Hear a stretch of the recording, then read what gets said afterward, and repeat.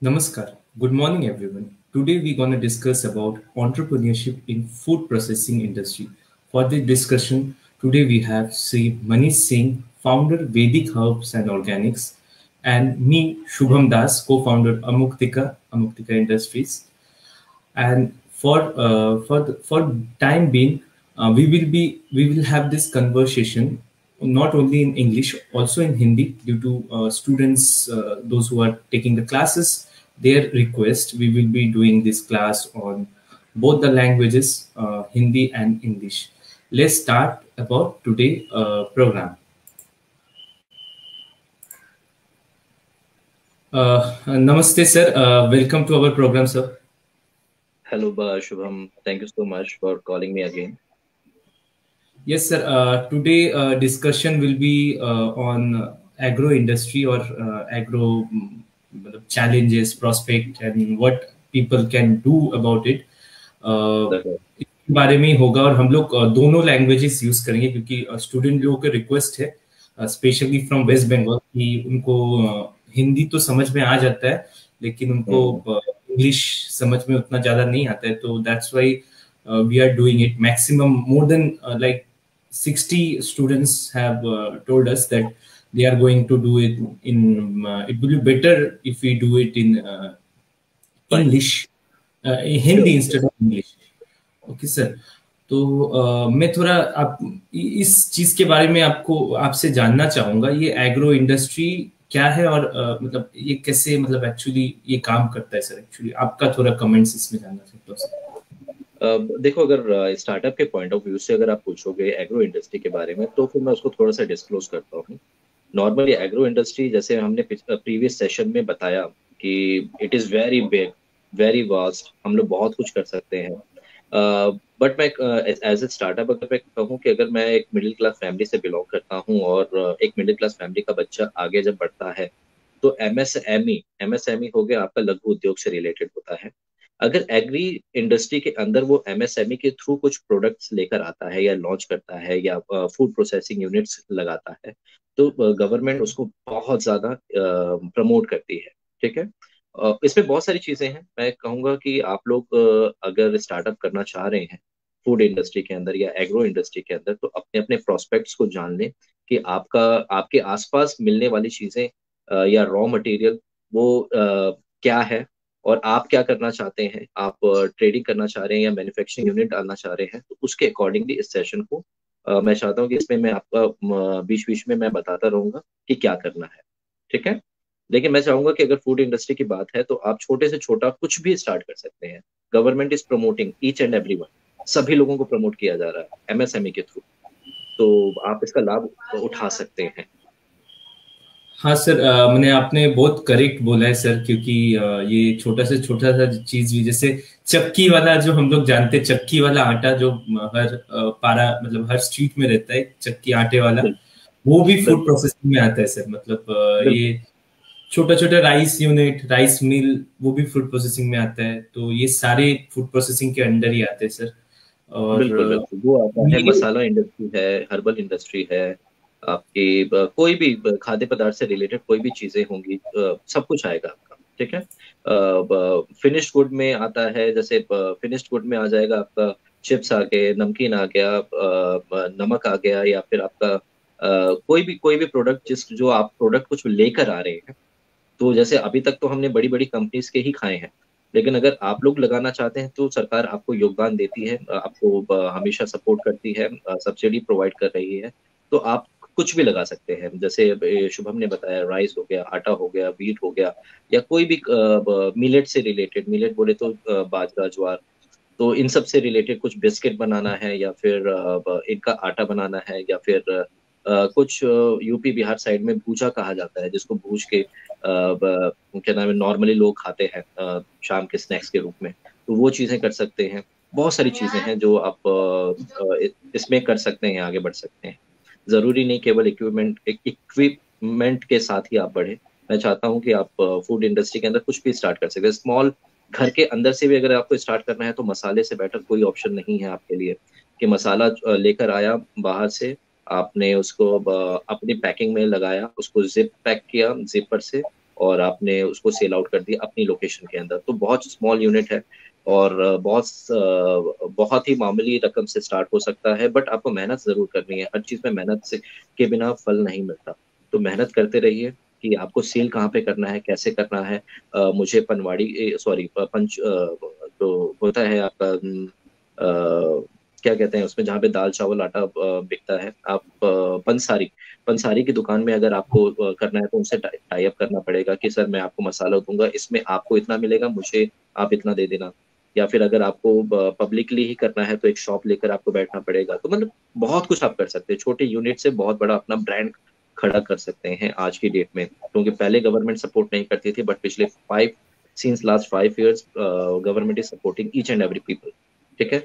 अगर आपको अपना कोई यूनिट लगाने के बाद जो मैन्युफैक्चरिंग आ जाती है, आप लेट्स सपोज कि आपने बैम्बू से रिलेटेड, मैं बैम्बू इज एग्रीकल्चर फील्ड के अंदर ही आएगा, बिकॉज बैम्बूस की आजकल खेती होने लग गई है। और बैम्बू बोले तो बांस, और बांस के प्रोडक्ट बनाए जाते हैं, वो भी एग्रीकल्चर फील्ड का तो नहीं बट आर्टिशियन फील्ड्स का है। बट वो एग्रीकल्चर फील्ड के अंदर ही आता है, इंडस्ट्री के अंदर ही आता है। अगर आप उसका आजकल बॉटल्स बन रहे हैं, टोकरी बन रही है, अगर उसका भी कुछ करना चाहते हैं कि मुझे विदेशों में बेचना है, एक्सपोर्ट करना है या कुछ भी करना है, तो हर तरीके से एमएसएमई सेक्शन बोले तो लघु उद्योग में आपको सरकार सपोर्ट करती है और आप आगे इसमें काम कर सकते हैं। ज्यादा आपको इनकम भी नहीं लगाना, गवर्नमेंट इनिशिएट करती है आपके बिहाफ में पैसा लगाने। अगर लेट्स सपोज आपकी मार्केटिंग करनी है और आप चाहते हैं कि मैं सिंगापुर में जाकर मार्केटिंग करूं, तो गवर्नमेंट ने यहाँ तक भी प्लान्स बना रखे हैं कि आपको एक पैसा नहीं देना पड़ेगा। आप सिंगापुर में जाकर वहाँ के बड़े एग्जीबिशंस में पार्ट ले सकते हैं और उस एग्जीबिशन का जो भी खर्चा होगा सरकार उठाएगी। तो लघु उद्योग में छोटे गांव, छोटे बच्चों के लिए या गरीब बच्चों के लिए बहुत इनिशिएट कर रही है गवर्नमेंट। स्टार्टअप करे, ज्यादा से ज्यादा आगे बढ़े एग्रीकल्चर इंडस्ट्री के और लाभ उठाए। सर करेक्ट बोले सर, मतलब एक्चुअली इन एग्रो इंडस्ट्री में बहुत सारे मतलब अभी अलग अलग फील्ड आ रहे हैं जहाँ सब्सिडी बढ़ रहा है सर। जैसे सर एक एग्जांपल है सर चिप्स का हुआ, जो आपके साथ काफी रिलेटेड है आप लोग के इसके साथ। सर एक्चुअली बंगाल में सर जो सबसे ज्यादा होता है सर वो अचार वाला होता है सर। मतलब यहाँ घर घर में अचार बनाते हैं और ये क्या करते हैं, इनको ये लेडीज लोग सेल्फ हेल्प ग्रुप बनाते हैं, फिर उसको स्टिकरिंग करते हैं, स्टिकरिंग करके उस सामान को बेचते हैं। स्पेशली खादी उद्योग जो उद्योग है वो मेनली इस ये क्षेत्र में फोकस करता है ऑन बंगाल पार्ट, कि ये सारे जो भी अचार बनते हैं इनका, मतलब बंगाल तो आप जानते ही है कि अचार और ये सब के लिए फेमस है। नहीं, और भी दूसरी जगह से होता है, लेकिन हमारा आम का वैरायटी इतना ज्यादा है कि हम लोग अलग अलग अचार बना पाते हैं। मतलब आम का ही 8-10 अलग अलग वैरायटी बन जाते हैं सर हम लोग के यहाँ। तो सर एग्रो इंडस्ट्री हम लोग देखिए क्या इंडस्ट्री है, मतलब हम लोग जानते हैं सर सर्कुलर इकोनॉमी के लिए सर ये काफी इम्पोर्टेंट है सर। क्योंकि जब हम कुछ चीज ऐसे तो कुछ लाइक मनी बोल के कुछ होता नहीं है, ये एक इंस्ट्रूमेंट है जो हम लोगों ने बनाया है।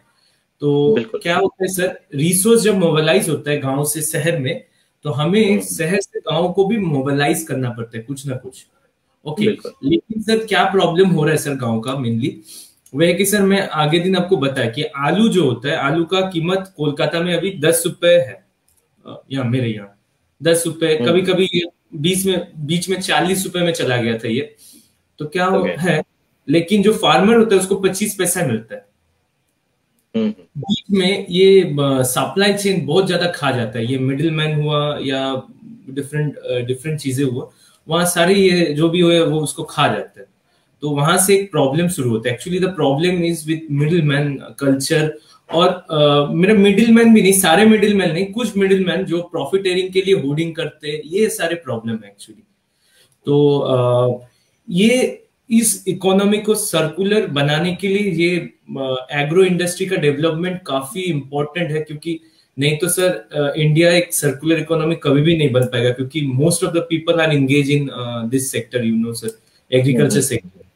तो इसीलिए सारे रिसोर्स को सर वहां से फिर से मतलब शहर से जो भी रिसोर्स है, इंपॉर्टेंट रिसोर्स है, अगर मनी रिसोर्स भी सर, अगर फार्मर को 4 रुपए में मिल जाता है या 2 रुपए में मिल जाता है सर, वो अपना जो अर्निंग्स है सर उसको सर 50 पैसा से 2 रुपए सर 5 टाइम्स कर सकता है सर।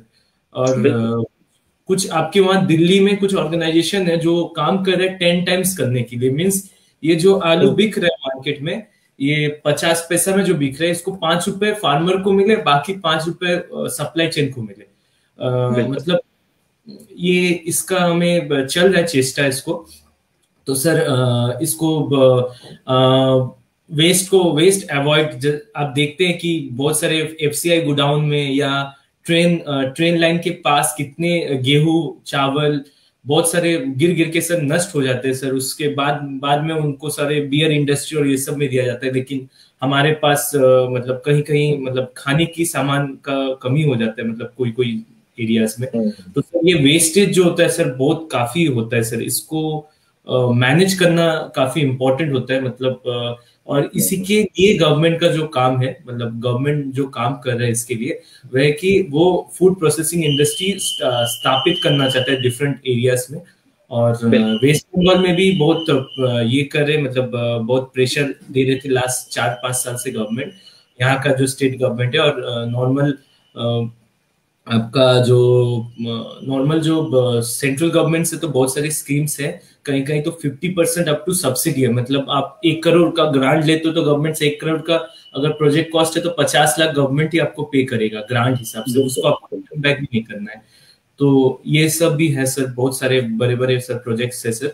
तो क्या सर नीड है सर, मतलब एक्चुअली मेरे को जो फील होता है सर, ये मतलब एग्रो इंडस्ट्री का मतलब इसको ग्रो करने के पीछे मतलब हमारा जो नीड है सर वो है कि रूरल इकोनॉमी को डेवलप करना है। क्योंकि अगर ये एक भारत और इंडिया बन जाता है, मतलब दो अभी बोला जाता है कि there are two structure, India और भारत, भारत जो गांव भारत। में बसता है, इंडिया जो शहर में बसता है, ये अगर बन जाता है सर बहुत बड़ा गैप बन जाएगा सर। और उतना बड़ा ब्रिज हमारे पास है नहीं सर उस गैप को एक्चुअली ये करने के लिए सर। और दूसरा प्रॉब्लम है सर अनएम्प्लॉयमेंट, एक बड़ा प्रॉब्लम है हम लोग के यहाँ। गांव के तरफ अनएम्प्लॉयमेंट है, मैं बोलूंगा नहीं कि हर अनएम्प्लॉयमेंट मतलब एजुकेशन की वजह से बहुत सारे लोग काम करना नहीं चाहते गांव में शहर में बहुत जन है, लेकिन उसको छोड़ के मैक्सिमम जो काम करना चाहते हैं, जो 95% ऑफ द पॉपुलेशन है, हम्म। उनको अगर ग्रो करना है सर एग्रो बेस्ड को करना पड़ेगा। क्योंकि सर हम काफी एग्रीकल्चर के ऊपर डिपेंडेंट कंट्री है सर। और सर देखो आपको एक, क्या लगता है सर, मतलब मैं क्या यहाँ पे क्या सर? थोड़ा सा, हाँ मैं यहाँ हम्म, पे थोड़ा सा रोकूंगा। नॉर्मली होता क्या है कि हम पलायन करते हैं कि because in city area we have the jobs. अब मैं क्या करूं, मैंने 12th पास कर लिया, अब मैं क्या करूं, मैंने ग्रेजुएशन कर ली गांव से रहते हुए। अब हम्म, मुझे क्या करना है, मुझे जॉब लेनी है। जॉब कहाँ मिलेगी, शहरों में मिलेंगी। बट आप ना हम्म, कभी गौर फरमाइएगा एक चीज, कि गांव में ही सबसे ज्यादा इंडस्ट्री का स्कोप है। अगर आज की डेट में आप स्टार्टअप गांव में रहकर करते हैं, क्योंकि गांव पे ही पूरा शहर डिपेंड है। उसको आलू चाहिए, गांव से ही आएगा। उसको हम्म, चिप्स खाना है, तो जब तक आलू नहीं उत्पादन करेगा फार्मर, तब तक मैन्युफैक्चरिंग यूनिट के पास आलू नहीं पहुंचेगा और वो चिप्स नहीं खा सकता। उसको नमक हम्म, भी चाहिए, उसको खाद भी चाहिए, उसको दूध भी चाहिए, उसको हर एक चीज चाहिए। तो उसको गांव पे ही डिपेंड होना। तो मैं जॉब लेने के लिए शहर में क्यों जा रहा हूँ? केवल इस वजह से कि मुझे 7,000, 10,000, 15,000, 20,000 की जॉब मिल जाएगी। उसके बाद क्या? 5 साल तक मैं काम करूंगा, 10 साल तक काम करूंगा। कभी भी मुझे प्राइवेट जॉब वाले कभी भी मुझे सड़क पर फेंक सकते हैं, जब मेरे से बेटर उनको ऑप्शन मिल जाएगा या मेरे से सस्ता ऑप्शन उनको मिल जाएगा। तो मैं क्यों ना गांव में ही रहकर अपने परिवार के साथ या गांव में पूरे गांव वालों के साथ मिलकर ऐसे प्रोग्राम्स को लॉन्च करूं। ये जिम्मेदारी मेरी नहीं है, ना ही शुभम की है। ये जिम्मेदारी हर एक उस बच्चे की है जो गांव में आज रह रहा है और वो पढ़ा लिखा है। अगर पढ़ा लिखा नहीं है तो अपनी टेक्निकल स्किल्स को वो कामयाब बना सकता है और गांव में रहकर देख सकता है कि मेरे गांव से ऐसा मैं क्या दे सकता हूँ जो शहर वालों के लिए सबसे ज्यादा बेनिफिशियल हो, और मैं उसका बिजनेस कर सकूं। और मैं उस चीज के लिए, जो मैं शहरों में जा रहा था 7,000 या 10,000 या जो भी सैलरी लेने के लिए, मैं उससे ज्यादा यहाँ पे ही उत्पन्न कर सकता हूँ लॉन्ग रन में। अगर मैं 5 साल अपने बिजनेस को दे दूंगा या अपने स्टार्टअप को दे दूंगा, मुझकी मजाल है कि मैं 20,000 रुपए ही कमाऊंगा। मैं शायद 50,000 भी कमा रहा हूँ, मैं शायद 1 लाख रुपए भी कमा रहा हूँ पर मंथ। ठीक है। तो ये चीज आपको सोचना है। और अच्छे से सोचना होगा। मैंने कहा ना, रिसर्च कीजिए ज्यादा से ज्यादा कि आपके आसपास क्या क्या मिल रहा है, किस किस चीजों के ऊपर आप ज्यादा से ज्यादा फोकस हो सकते हैं, और कहाँ पे समाज को क्या चाहिए आपके थ्रू, या उस समाज के अंदर क्या कमी दिख रही है जहाँ पे वो उस कमी को आप पूरा कर सकते हैं। पलायन भी रुक जाएगा, सेल्फ एम्प्लॉयमेंट भी जनरेट हो जाएगी, आप औरों को भी एम्प्लॉयमेंट जनरेट कर सकते हैं, और सरकार तो ऐसे लोगों को हमेशा प्रमोट करती ही है। तो मैं कहूंगा कि मैं अनएम्प्लॉयमेंट का जो एक चीज ऐड करूंगा सर इसमें सर। मैं हाँ, मतलब व्हाट आई फील टू मतलब विद माय फ्रेंड्स एक्चुअली, मैं अपने दोस्तों से क्या फील करता हूँ सर। जॉब में क्या प्रॉब्लम है सर, आपको बता रहा हूँ सर। अगर आपका सैलरी से 20,000 होता है सर, ओके, और आपको सर मतलब शहर वाला जॉब मैं बता रहा हूँ जिसमें आपको अच्छा ड्रेस पहन के, एक मैं नॉर्मल बीपीओ का जॉब बोल रहा हूँ, आपको अच्छा हाँ, ड्रेस पहन के आपको ड्रेस में अगर पर डे पकड़ लीजिए 25 रुपीज खर्चा है, तो सर ये 25 रुपीज पर डे खर्चा करके आपको एक डिस्टेंस तक जाना होता है सर। हर हर कंपनी सर कार आपको प्रोवाइड नहीं करता है सर, उनको 100 रुपए बिल्कुल। के करीब कार प्रोवाइड करना पड़ता है। खाना भी सर घर से नहीं आ पाता है, उनको वहां खाना कभी कभी रात हो जाता है सर। ये सब कैलकुलेट नहीं करते सर ये लोग। क्या करते सर, ये लोग सोचते हैं कि हाँ अभी दे आर गिविंग हस 20,000 30,000 40,000, अरे ये कितना बड़ा Yes. अमाउंट है। इनको अगर कैलकुलेट करना है तो इनका जो पैसा लास्ट में बचता है माइनस करके, उसको कैलकुलेट करना चाहिए। अगर वो ओके। उनको कैलकुलेट करना शुरू कर दे तो वो समझ पाएंगे कि एक बिजनेस जो होता है, बिजनेस जो करता है वो कितना ज्यादा कमाता है सर, एक मतलब इससे, मतलब एक नॉर्मल जॉब बंदे से। तो सर ये नॉर्मली नॉर्मली यहाँ पर एक और चीज मैं और ऐड करता हूँ कि नॉर्मली लोग सोचते हैं किस नजरिए से, वो 24 घंटे के हिसाब से सोचते हैं, 8 घंटे का रेशियो समझना। Yes. As per the company rule, you have to devote 8 to 9 hours. आपको हम्म 8 से 9 घंटे देने ही देने हैं जॉब के अंदर, ऐसा लगता है हम्म जॉब वालों को, बट हम्म ऐसा है नहीं। उनको हम्म ट्रैवल टाइम नहीं देखते वो लोग, या जब सिटी हम्म, एरिया में आप काम करते हैं तो 2 घंटा एक तरफ से लगता है आपको अपनी डेस्टिनेशन तक पहुंचने के लिए, यस सर, ट्रैफिक यस। इतना ज्यादा है, ठीक है। तो लगभग 3 से 4 घंटे तो आपके ऐसे ही चले जाते हैं। तो अगर यस आप सर। 9 घंटे की शिफ्ट कर रहे हैं, 3 से 4 घंटे आप वैसे काम कर रहे हैं, तो आपके हम्म पास 24 घंटे में से आप पूरा डिवोटेड हैं 14 आवर्स के आसपास, ठीक है। हम्म अब 14 आवर्स में आपको अभी फेसबुक भी करना है सर, आपको यूट्यूब भी करना है, आपको और एक्टिविटीज में अपना टाइम वेस्ट करना है, तो 3 4 घंटे आपके वहां पे भी लग जाते हैं। यस सर, क्या आ यस सर। जाता है रिजल्ट इन द शॉर्ट, आपने 24 घंटे में कुछ काम नहीं किया अपने लिए। अगर अपने लिए काम नहीं करोगे तो आगे आने वाले टाइम पे कहीं ना कहीं आप ग्रोथ नहीं ले सकते। तो लोगों को यस सोचना होगा कि जब कहा जाता है ना कि बिजनेसमैन के पास बिल्कुल टाइम नहीं होता, वो इसलिए नहीं होता बिकॉज उसने अपना फ्यूचर प्रोस्पेक्ट देख रखा है कि मुझे आगे बनना क्या है, करना क्या है, और मुझे क्या अचीव करना है। जॉब वाले नहीं देखते, वो टाइम को डिवोट नहीं करते। इसलिए मैं कहूंगा कि आज ही अगर आपको कुछ करना है, जॉब ना ऑप्ट करके आप बिजनेस को ही ऑप्ट करें। जरूरी नहीं कि आपकी बिजनेस आज ही आपको कुछ देगा। बिजनेस कभी भी देता है 2 या 3 और एक सालों के चीज मैं बाद, कड़ी लास्ट मेहनत चीज के बाद। ऐड करूंगा सर, और एक चीज मेरे फ्रेंड के साथ मेरा भी ये चीज लेके काफी कभी कभी झगड़ा हो जाता है। वह कि उन लोगों का माइंडसेट क्यों पता नहीं, उनका एचआर करता है कि कौन करता है सर ऐसा माइंडसेट, कि तुम्हारे पास पैसा है तो you purchase asset. If you have liquidity, purchase lot of assets, so that तुम्हारा लिक्विडिटी खराब हो जाए। लास्ट साल मेरा एक दोस्त आया था, तो he asked me how much I earn. तो मैं बोल नहीं रहा था इनिशियली कि क्यों बताओ अपना वो, फिर मैं बोला, तो फिर वो बोलने लगा कि why you are not taking a car, okay तुम्हें तो कार लेना चाहिए, तुम एक अच्छा वाला गाड़ी लेगा, तुम you take a loan, you take a home. ऐसे करके मैं बोला कि ऐसे करने जाऊंगा तो मेरा तो कंपनी का लिक्विडिटी नष्ट हो जाएगा। तो सर बिल्कुल एक, बिल्कुल। सर पता नहीं सर कहाँ से ये घुसाया जाता है सर, ये चीज होता है सर, मतलब पूरा नहीं, लिक्विडिटी नष्ट किया जाता है सर। समाज के अंदर यही देखा जाता है कि आपका स्टेटस क्या है। आप बिजनेसमैन है तो आपको मर्सिडीज के अंदर ही घूमना है, ऐसा लोगों का धारणा है, बट ऐसा नहीं है। जो सही बिजनेसमैन हैं, जो स्टार्ट कर रहे होते हैं अपना बिजनेस, वो री इन्वेस्ट करते हैं अपने पैसे। कार खरीदना या स्कूटर खरीदना या बाइक खरीदना कोई बड़ी बात नहीं है आज के दौर में। आपको लोन पे भी मिल जाता है अगर if you don't have a big amount to purchase. But हाँ, हम्म, मुझे कहीं ना कहीं ये एक मेरे लिए लाइबिलिटी है, या फिर ये आगे चलकर इस एसेट का दाम घट ही जाना है, तो मैं क्यों ना अपने ही बिजनेस में, क्योंकि अभी बिजनेस सेटअप नहीं हुआ है प्रॉपरली, तो हमें री इन्वेस्ट करना बहुत जरूरी है। और आपने सही, जो आप भी कर रहे हैं, मैं जानता हूँ आपके बारे में, तो आप सही दिशा में आगे बढ़ रहे हैं। और आप इसी तरीके से री इन्वेस्ट कीजिए अपने पैसे को। फिलहाल वेस्ट नहीं करना है, ना टाइम वेस्ट ना पैसा वेस्ट। आप इन दोनों सर चीजों को ही फोकस करें तो अपने एक मैं अपने चीज आप ही 3 से 4 सालों में रिजल्ट मिल जाए। हम्म। सर मैं एक चीज जस्ट ऐड कर रहा हूँ सर इसमें, वह कि मेरे को एक जन बड़े मतलब बहुत बड़े लॉयर है, मतलब मेरे को बोले थे कि 80% स्टार्टअप खराब मतलब डिस्ट्रॉय होने के पीछे रीजन है स्टेटस सर। ये क्या होता है सर, कुछ जैसे एक साल में कुछ अर्निंग करना शुरू कर देते हैं, ये री इन्वेस्ट नहीं करते, ये अपने कार खरीद लेते लोन में, एक घर खरीदने लगते, जो भी स्टार्टअप करते सर, और इसी से सारे स्टार्टअप सर बंद हो जाते हैं।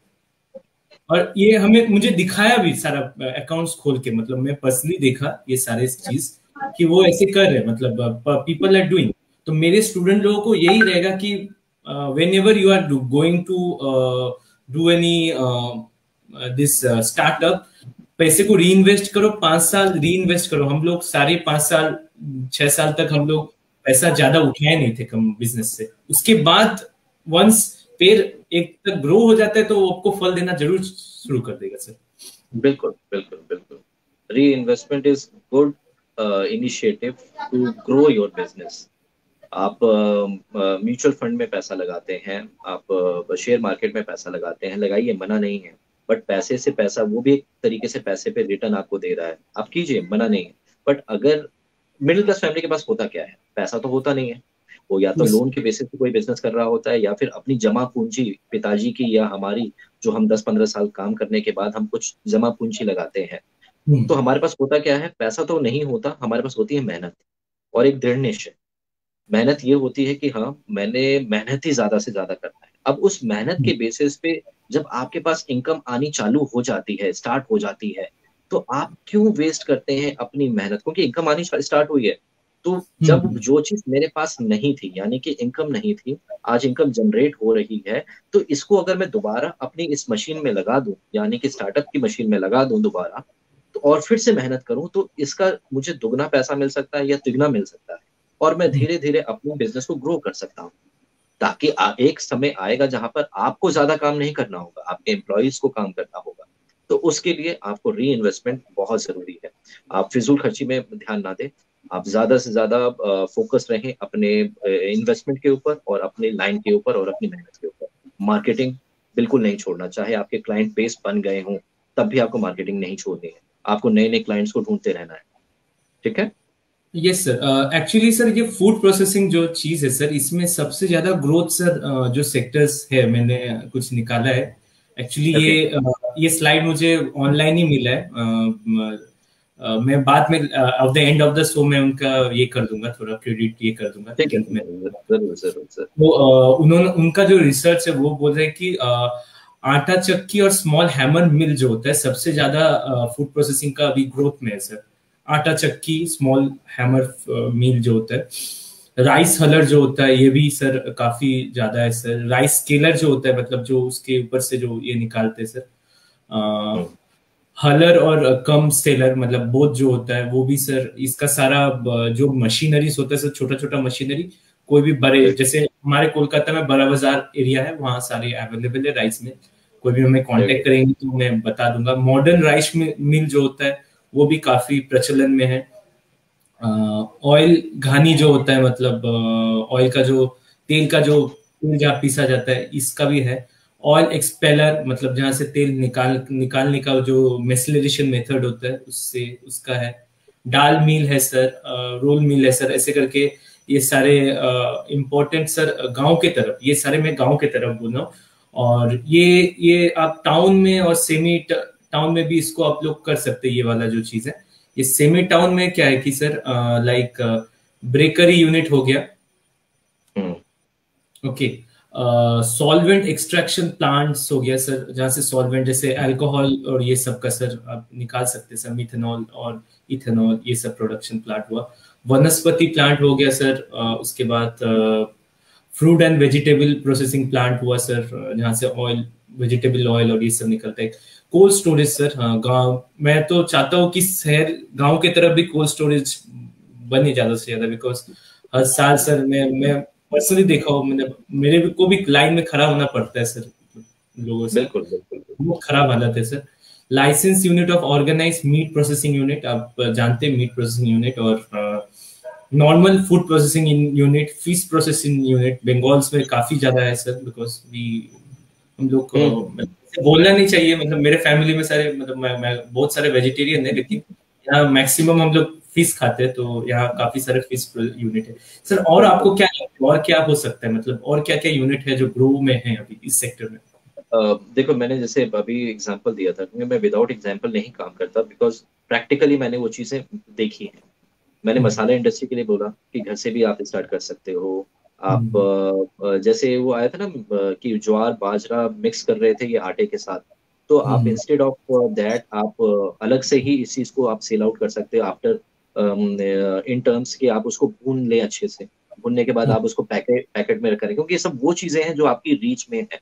बाजरा आपको मार्केट से मिल जाएगा, आपको कोई ज्यादा पैसे लगाने के लिए या फिर फार्मर को ढूंढने की जरूरत नहीं है।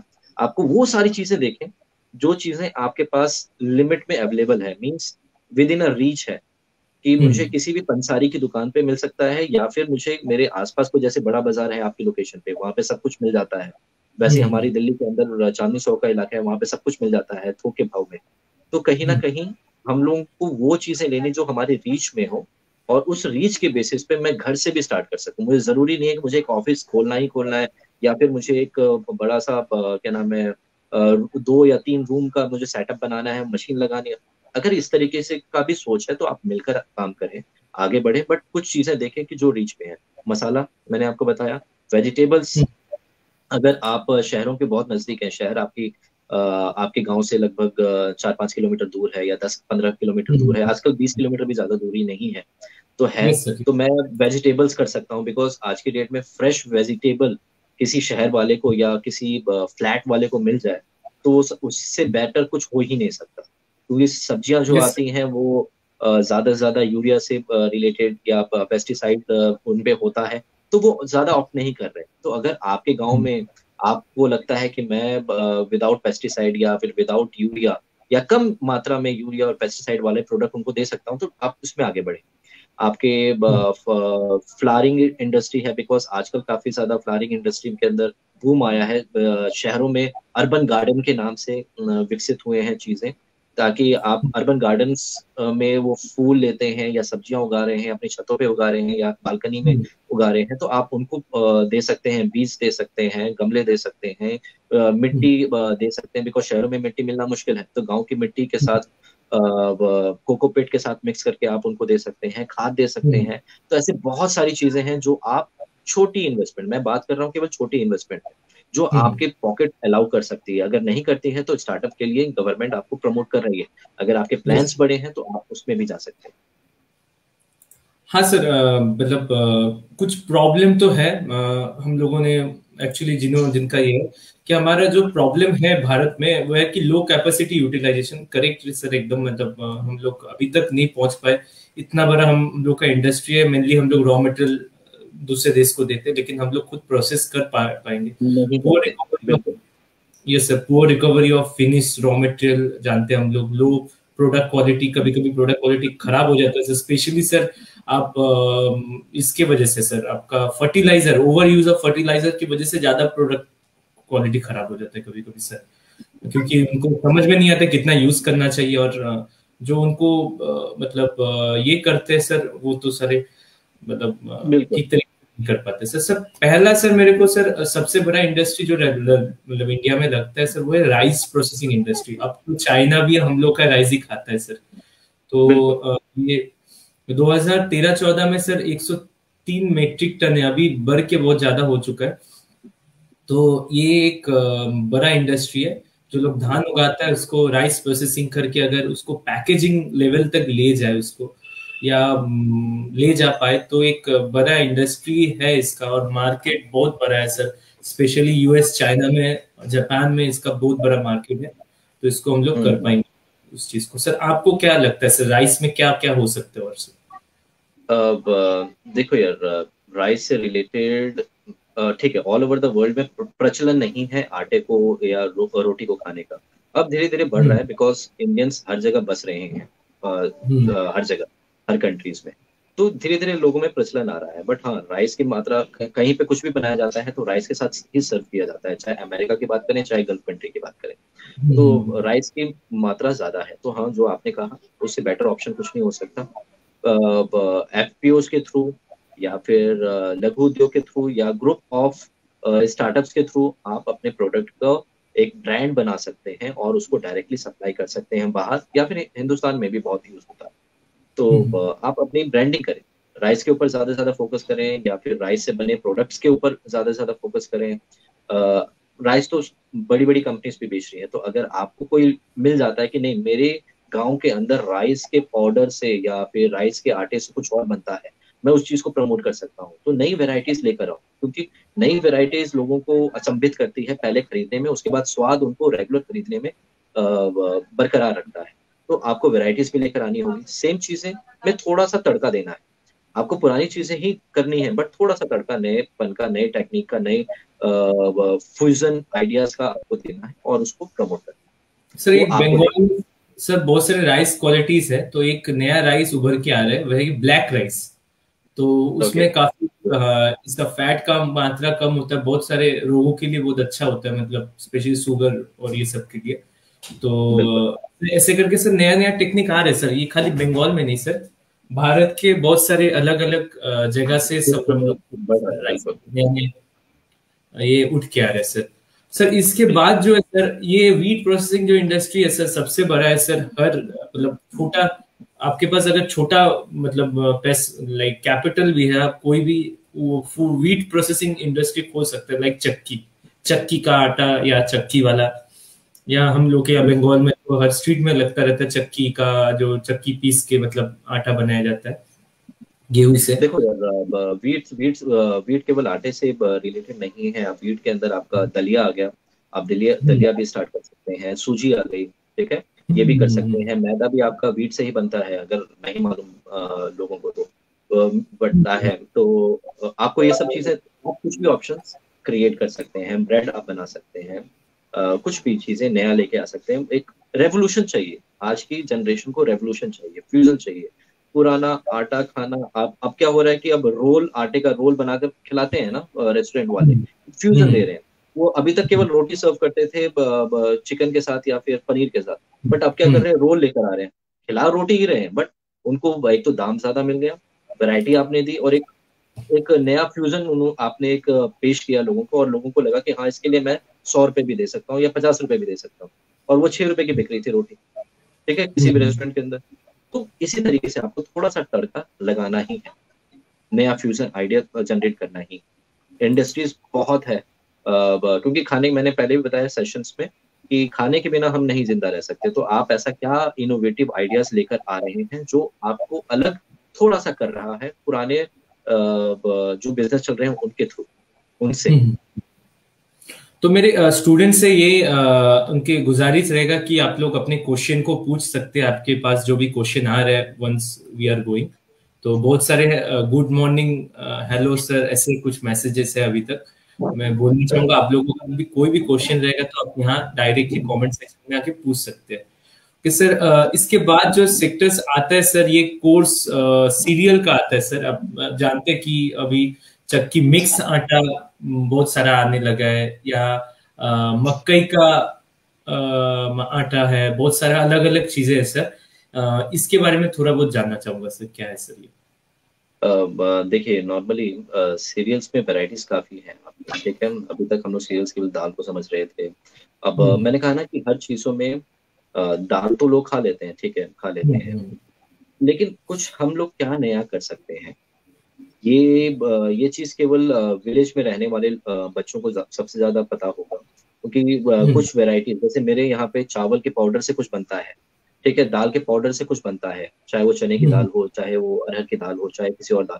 तो मैं हाँ उस सर। वेराइटीज के बारे में भी सोच सकता हूँ, बिकॉज वो चीजें मैंने कहीं जब आउट ऑफ द कंट्री था तो मैंने किसी रेस्टोरेंट में वो सर्व होते हुए देखा, और यस उसको सर, लोग यस। चाव से खा रहे थे। तो मुझे लगा कि क्यों ना मैं इंडिया में रहकर इस चीज को मैंने प्रमोट क्यों नहीं किया।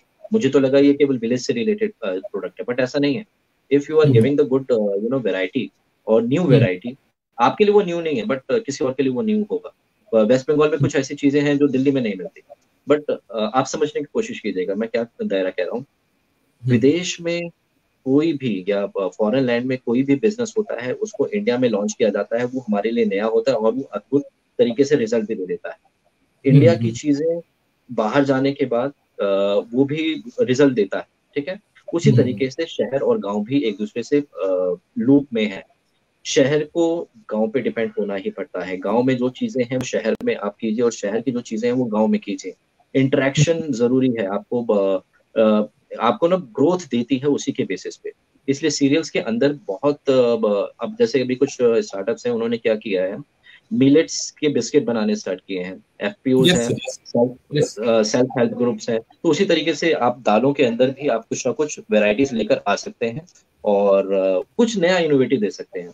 अब जैसे कि आपके झारखंड साइड में और आपके पूर्वी एक्चुअली सर ये बंगाल। बिहार, झारखंड और उत्तर प्रदेश, ये तीनों स्टेट में सर सबसे ज्यादा दाल खाया जाता है। जैसे हम लोग को बोलता है कि we Bengali sea fish a lot, तो उनका जो भी फूड मॉर्निंग से रात तक जो भी फूड होता है ये दाल रिलेटेड होता है। आप देखिए छत्तू, सुबह को छत्तू के बाद आ गया दाल भात। तो उनका बिल्कुल उनका चीजें है कि वो दाल में बहुत ज्यादा फोकस होते हैं सर, खाना उनका। बिल्कुल बिल्कुल।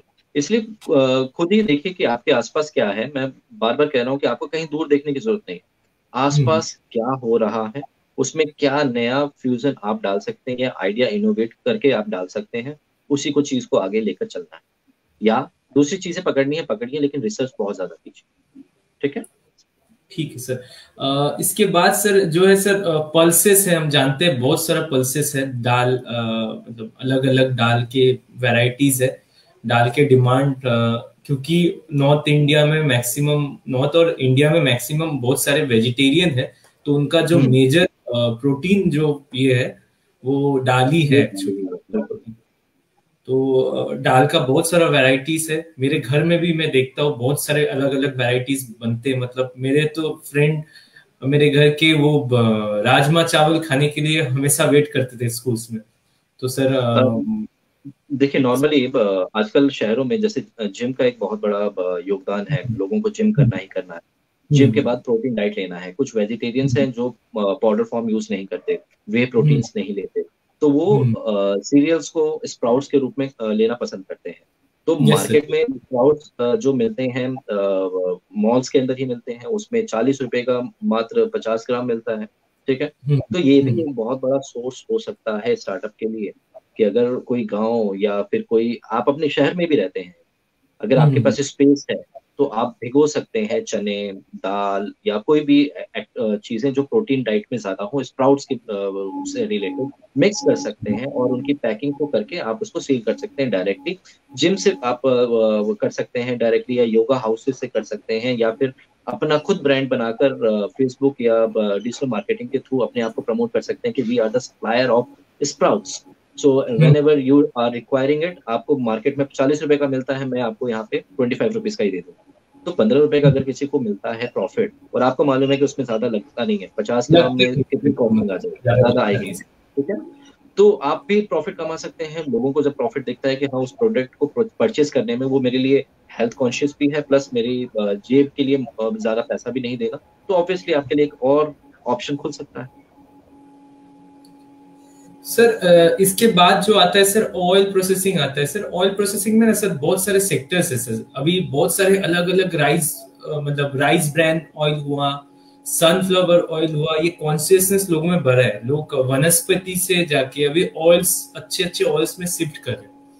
हम लोग लॉकडाउन के समय भी देखे थे सर, ऑयल जो भी प्रोसेसिंग यूनिट्स है उसका क्या, मतलब उनमें बहुत प्रेशर था एक्चुअली टेक्निकली। तो सर बिल्कुल। आपको क्या लगता है कौन कौन ऑयल अभी मतलब काफी ग्रो कर रहे हैं सर ऑयल सीड्स में? देखो यार, मैं थोड़ा सा पीछे जाऊंगा। ऑयल में इंडस्ट्री के अंदर बहुत तरीके के ऑयल्स मिलते हैं। कुछ मसाज के लिए काम आते हैं, कुछ हम्म, आपके मेडिसिनल वैल्यूज के लिए काम आते हैं, कुछ आपके हम्म, खाने पकाने के लिए काम आते हैं, और बहुत तरीके के तमाम मिलती हैं। कुछ मसालों के रूप में, मसालों के भी ऑयल होते हैं आपके। तो हर तरीके के ऑयल्स निकाले जाते हैं। फूलों के ऑयल हैं, मसालों के ऑयल्स हैं, हर्बल प्रोडक्ट्स के ऑयल्स हैं, आपके नॉर्मल खाने जो आपके वीट और राइसेस हैं, इन सब के भी ऑयलिंग का एक्सपोजर अब दिया जा रहा है। नॉर्मली मतलब हर चीज के ऑयल निकाले निकाले जाते हैं। तो ये आपको, मैंने कहा ना कि ये आपके ऊपर डिपेंड करता है कि आपने किस इंडस्ट्री के अंदर अपने स्टार्टअप को करना है और कहाँ से क्या स्टार्ट करना है। अगर ऑयल प्रोसेसिंग यूनिट ही लगाना है तो उसके लिए फिर मैंने कहूँगा कि उसके लिए सबसे पहले आपको शिक्षा लेना बहुत जरूरी है कि yes sir. Oil processing is just not a कोलू, की हमने कोलू के बैल की तरह उसको घुमाना है और वो ठीक है, वो कोल्ड प्रेस ऑयल कहलाता है, वो आप कर कोल सकते प्रेस। हैं। लेकिन अगर आपको ऑयल में वेराइटीज रखनी है तो definitely you should get the knowledge first कि आपको किस तरीके से उनकी पैकिंग हो गया, उनके रख रखाव हो गया, या उनको निकाला किस टेम्परेचर पे जाता है। तो वो सब चीजें आपको सीखना होगा, उसके बाद ही आप इसमें आगे बढ़िए। पहले सर इंडस्ट्री देखिए जाने का इसमें। सर और एक सर मैं ऑयल से बोलूंगा सर, और एक बड़ा इंडस्ट्री सर हमारे लिए अटका हुआ है सर, वह है कि परफ्यूम इंडस्ट्री। ये परफ्यूम जो इसका जो भी नोट्स बनता है सर, ये इसका सारा नोट्स इंडिया में, बहुत सारा नोट्स इंडिया में मिलता है, स्पेशली नॉर्थ ईस्ट और सिक्किम रीजन में। तो इसको अगर, इस चीज को अगर हम लोग देखा जाए तो एक बड़ा सा परफ्यूम इंडस्ट्री इंडिया में से खड़ा हो सकता है। एक्चुअली बिल्कुल इंडिया ही बिल्कुल में पहले परफ्यूम इंडस्ट्री था, लास्ट 4000 ईयर्स से तो इंडिया में ही था, कन्नौज में। तो बिल्कुल उसको हम लोग खड़ा कर सकते हैं सर, उसको फिर से सर, स्पेशली बिल्कुल नॉर्थ बिल्कुल। ईस्ट। सर आप जानते हैं सर, ये सबसे, इसके बाद जो आ रहा है फ्रूट एंड वेजिटेबल प्रोसेसिंग, सबसे ज्यादा हम लोग मिडिल ईस्टर्न कंट्री में हम लोग फ्रूट और वेजिटेबल को सप्लाई करते हैं, सप्लाई डिफरेंट करते हैं बिल्कुल। डिफरेंट ऐसे डिफरेंट प्रोसेस फूड होता है, डिफरेंटली ये होता है। सर आपका कुछ एक्सपीरियंस है इसमें, मतलब regarding to this fruit vegetable and herbs what we export and actually. देखो हम लोगों ने वेजिटेबल्स में किया था एक्चुअली, ठीक है। वेजिटेबल्स में हम लोगों ने वही जो मैंने किया प्रैक्टिकली, वही चीज मैंने बताई आप लोगों को कि हमारे आसपास हम लोग शहरों में ही हैं, और शहरों में मुझे मालूम है कि मेरे दायरे में लोग जो हैं वो ज्यादातर ऑर्गेनिक या केमिकल फ्री वेजिटेबल्स खाने के लिए रहते हैं। तो हम लोगों ने वही मुहिम चलाई और पिछले 3 सालों से हम लोग ऑर्गेनिक वेजिटेबल सप्लाई करते हैं, केमिकल फ्री वेजिटेबल सप्लाई करते हैं, और हमारा बकायदा जा रहा है। मीन्स हम लोगों ने प्रॉब्लम को देखा कि समाज के अंदर प्रॉब्लम क्या है, प्रॉब्लम इस चीज के ऊपर है, और ये चीज बहुत ज्यादा बिकती। चाहे हम लोगों के देश में नॉनवेज की है, ठीक है, लेकिन तभी भी हम लोग रेगुलर नॉनवेज नहीं खाते। हम हफ्ते में अगर कोई रेगुलर खाता भी है तो भी 3 से 4 दिन तो वेजिटेबल्स खाएगा ही खाएगा। तो वेजिटेबल्स की खपत बहुत ज्यादा है, हमने वो देखा। दूसरा हमने ये देखा कि लोग अब हेल्थ कॉन्शियस हो गए हैं। हमने ये भी देखा कि लोग ज्यादा से ज्यादा केमिकल फ्री के पीछे, प्रोडक्ट्स के पीछे जाने लग गए हैं। तो उन्होंने बहुत सारी चीजें हमने देखी, उसके बाद हम लोगों ने कहा कि हमें वेजिटेबल्स करना है। और वेजिटेबल्स अभी तो हम लोग शहरों शहरों तक ही प्रोवाइड कर रहे हैं, बट अभी हमारा प्रोग्राम है कि पूरे भारतवर्ष में धीरे धीरे अपने ग्रुप्स या स्टार्टअप्स को बढ़ाया जा सके, और बच्चों को या फिर उन लोगों को भी शिक्षित किया जा सके जो इस इंडस्ट्री में है बट अब वो ऑर्गेनिकली काम करना चाहते हैं, तो वो कर सकते हैं हमारे साथ मिलकर, और अपने ही रीजन में उसको सेल आउट कर सकते हैं। तो हम इस चीज को आगे बढ़ा रहे हैं। अभी एक्सपोर्ट पे तो अभी हम लोग नहीं पहुंचे हैं।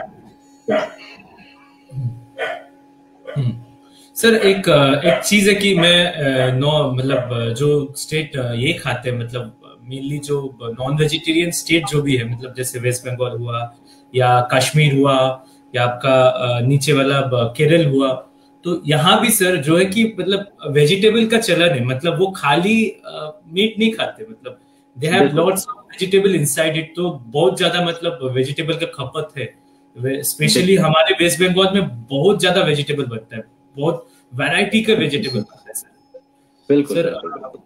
और ये वेजिटेबल में सर और फूड में सर और एक चीज बहुत ज्यादा आता है, ये उत्तराखंड में मेनली होता है सर, ये juice processing industry sir Uttarakhand में है, और सर सिक्किम में है कुछ। तो सर ये जूस मेकिंग इंडस्ट्री जो हुआ आपका, उसके बाद पिकल मेकिंग हुआ, ये बहुत बहुत स्ट्रांग है सर इंडिया में सर। बिल्कुल बिल्कुल बिल्कुल बिल्कुल। तो सर इसके लास्ट और एक दो चीज में हम लोग आ रहे हैं सर, जस्ट इसके बाद ही खत्म होगा, उसके बाद हम लोग we will share to the कुछ क्या क्या छोटा छोटा हम लोग पार्ट 5-10 मिनट में ये प्रोग्राम ये होने वाला है, एंड होने वाला है। ये सर एनिमल प्रोड्यूस जो मेनली सर आपका हुआ, पोल्ट्री मीट हुआ, या जो ये है मेनली एक्सपोर्ट जो होता है वो बफेलो मीट होता है इंडिया से सबसे ज्यादा। तो इसका भी एक खपत है, बहुत सारे पोल्ट्री फार्म है जहां से ये पोल्ट्री प्रोसेसिंग किया जाता है, नॉर्मल प्रोसेस भी होता है। और मैक्सिमम लोग वेस्ट बंगाल में जो होता है कि वो अपने वो एकदम लाइव चाहते हैं एक्चुअली, लाइव चीज को ये करना चाहते हैं। तो ये भी एक हम लोग देखते हैं कि ये एक प्रॉब्लम है, मतलब तो वहां भी हम लोग फूड प्रोसेसिंग को निकाल सकते हैं, ज्यादा से ज्यादा दे सकते हैं। जैसे यहाँ होरिंगाटा ट्राई कर रहे हैं, तो ऐसे बहुत सारे पोल्ट्री फार्म और ये ट्राई किया जा रहा है कि कैसे काम को किया जा सकता है। ओके, तो इसके बाद सर जो है कि फिश प्रोसेसिंग प्लांट हुआ। फिश प्रोसेसिंग प्लांट हम लोग जानते हैं कि फिश प्रोसेस किया जाता है सर, अलग अलग प्रोसेस से। इसको हम लोग फिश प्रोडक्ट, बंगाल में बहुत ज्यादा फिश प्रोसेसिंग होता है इसका, तो हम लोग इसको कर लेते हैं सर। आपको कुछ इस बारे में बताना है सर, मतलब relating to this fish and meat processing. मैं ये चीज थोड़ा सा डिस्कस करूंगा एग इंडस्ट्री के लिए, पोल्ट्री इंडस्ट्री के लिए। नॉर्मली लोगों को, जैसे मैंने बताया कि हेल्थ कॉन्शियस बहुत ज्यादा हो गए हैं।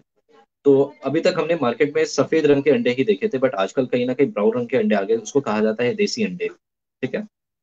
तो अगर आप पोल्ट्री फार्म्स अपना लगाते हैं और केवल एग के ऊपर ही फोकस करते हैं, आप फ्लैश के ऊपर फोकस नहीं कर रहे, अगर एग के ऊपर ही फोकस करते हैं, मैंने कहा ना जो स्मॉल यूनिट भी अगर आप लगाते हैं, तो आप नजदीकी अपने एरिया में उसकी खपत कितनी है, क्या है, उसकी रिसर्च के बेसिस पे आप सेटअप लगा सकते हैं और आगे बढ़ सकते हैं। अब रही बात फिश के लिए, फिश भी आजकल छोटे छोटे वाटर टैंक्स बनाए जाते हैं और कंपनीज हैं जो आपको बनाकर प्रोवाइड करके देती हैं। आपको केवल कॉल करना है और उनको बुलाना है, और आप छोटी सी एरिया में, आप 50 स्क्वायर मीटर में भी आप स्टार्ट कर सकते हैं फिश यूनिट और पोल्ट्री यूनिट। तो आप उसके बेसिस पे भी अपना स्टार्ट करके अपनी इनकम जनरेट कर सकते हैं।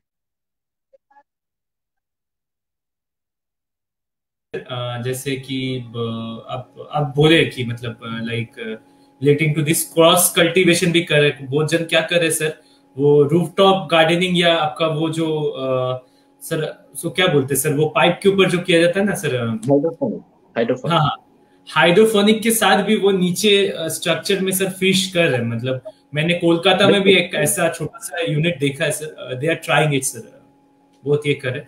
इसके बाद सर ये एपी प्रोडक्शन बी कीपिंग है, ये उत्तराखंड में, फिर से बोलूंगा उत्तराखंड में भी होता है सर, बहुत दूसरा स्टेट में भी हो रहा है सर। बी कीपिंग बहुत ज्यादा ये है।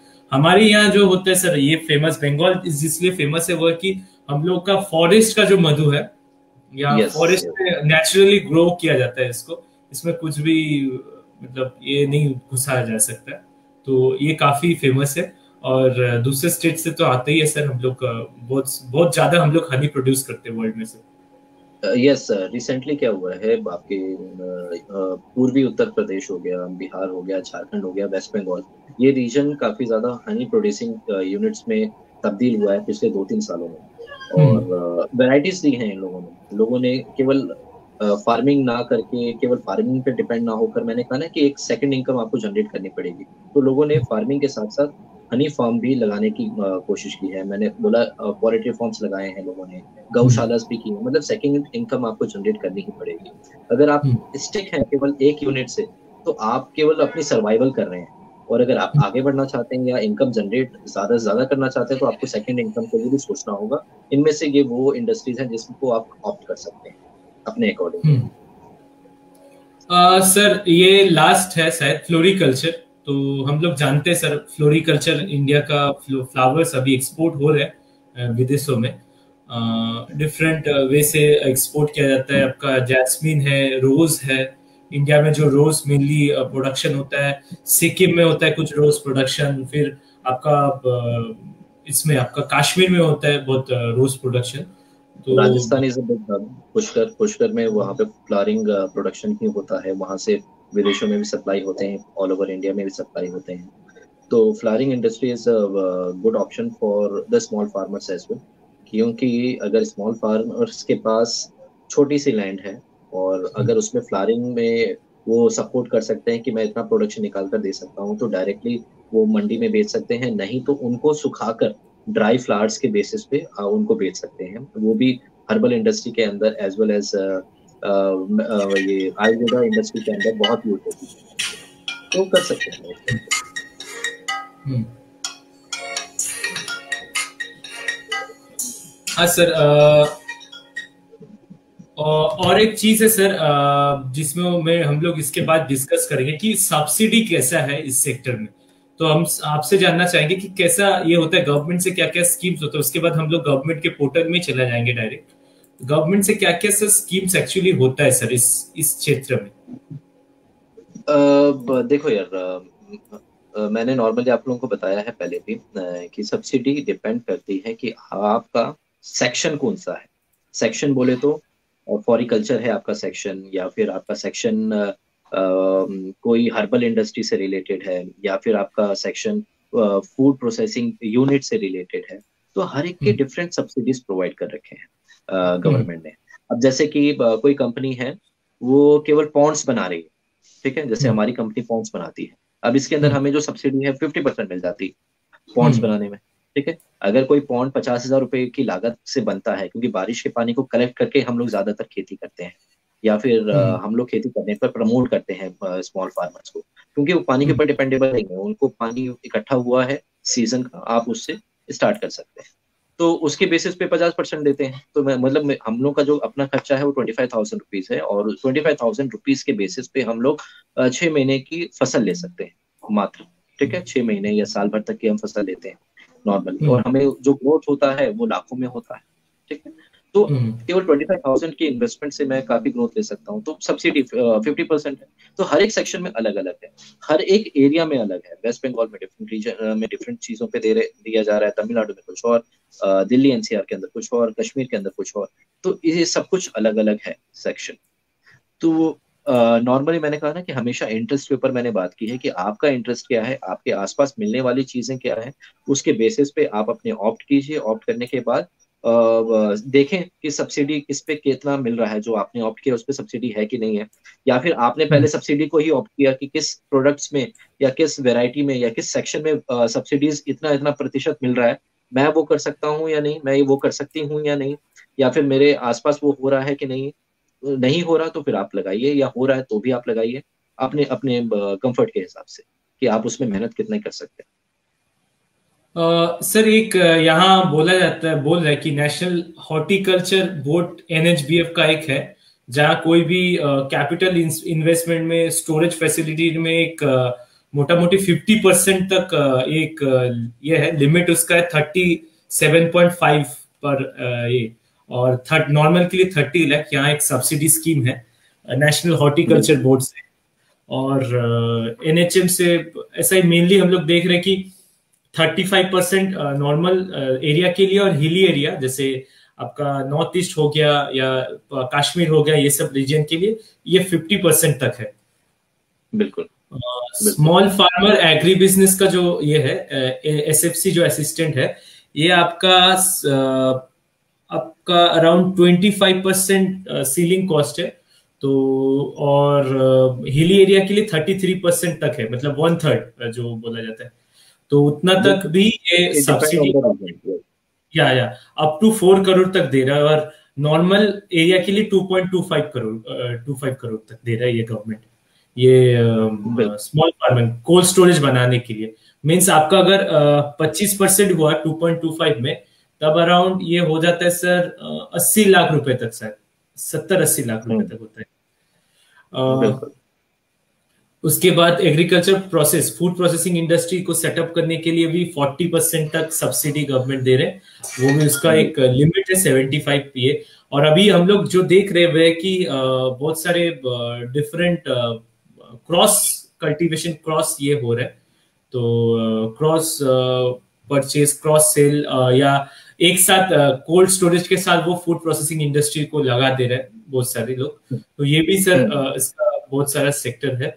हम लोग जानते हैं सर एमएसएमई के लिए, एमएसएमई के अंदर एक ये है क्रेडिट लिंक पॉलिसी है, बहुत सारी पॉलिसी है। फूड प्रोसेसिंग यूनिट के लिए हम लोग बोले कि अप टू 50% कॉस्ट ये कर रहे।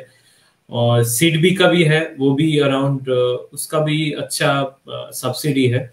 पीएमवी केवाईपी मतलब प्रधानमंत्री कौशल विकास योजना है सर, मिनिस्ट्री ऑफ ये है।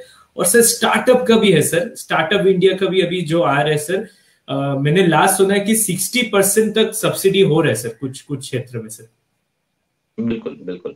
ये इट डिपेंड ऑन द, क्योंकि स्टार्टअप इंडिया में ना काफी कैटेगरीज हैं, लाइक आपकी कि एक्ट एक्ट के अंदर में कि आपका जो SC ST का जो एक्ट है उसके अंदर कुछ और सब्सिडीज के हैं नॉर्म्स। महिलाओं के लिए वुमेन एम्पावरमेंट को प्रमोट करने के लिए उन लोगों ने कुछ और subsidies as well as schemes launch किए हैं। उसके अलावा लेकिन ज्यादातर गांव के लिए ही स्टार्टअप इंडिया में बहुत ज्यादा सब्सिडीज या फिर प्रमोशंस के आधार ज्यादा है। और अगर शहर में अगर कोई कुछ करना चाहता है तो डेफिनेटली वो परसेंटेज नहीं मिल रहा जो गांव के बच्चों को मिल रहा है या गांव के लोगों को मिल रहा है। तो मैं वही कहूंगा कि जो भी हमारी इस वीडियोस को देखता है, अगर वो आज भी गांव में रहते हैं तो जरूर इस चीज का लाभ उठाएं। सरकार बहुत कुछ दे रही है बट आपको लेना नहीं आ रहा। आप उसको लेने के लिए पढ़िए, ज्यादा से ज्यादा पढ़िए। अगर आपने 10th भी पास किया तो भी आप वेबसाइट पढ़ सकते हैं। तो आप पढ़िए वेबसाइट को, में जाइए, देखिए कि उन्होंने किस स्कीम के तहत आपको कितनी स्कीम्स प्रोवाइड की है और आपकी एरिया में कितना प्रोवाइड कर रहे हैं, ये देखिए। अगर किसी को सब्सिडी मिली है उससे ज्यादा जानकारियां लें। अगर किसी ने सेटअप किया है स्टार्टअप के अंदर, उनसे ज्यादा लें आप जानकारी, और उसके आधार पर आप अपना स्टार्टअप करें, आगे बढ़ें, या फिर आप कोई भी यूनिट आप अपना लगाना चाहते हैं लगाएं। आज शायद सर क्वेश्चन ज्यादा नहीं है, जो भी क्वेश्चन पूछा गया था मैं आपसे पूछ चुका हूँ एवरीथिंग। और सर ये बोल के हम लोग मतलब इसको आज खत्म करेंगे, क्योंकि आज का थोड़ा टाइमिंग को लेके ऊपर नीचे हो गया था सर। थोड़ा मतलब जो सुजॉयदा जो आने वाले थे हम लोग के इस प्रोग्राम में वो आ नहीं पाया, आज कुछ उनके प्रॉब्लम आ गए थे कुछ। तो आज और जिनसे मैं ये स्लाइड लिया था उनको थैंक यू उनके स्लाइड के लिए, वो ऑनलाइन में वो उसको पोस्ट कर दिए थे।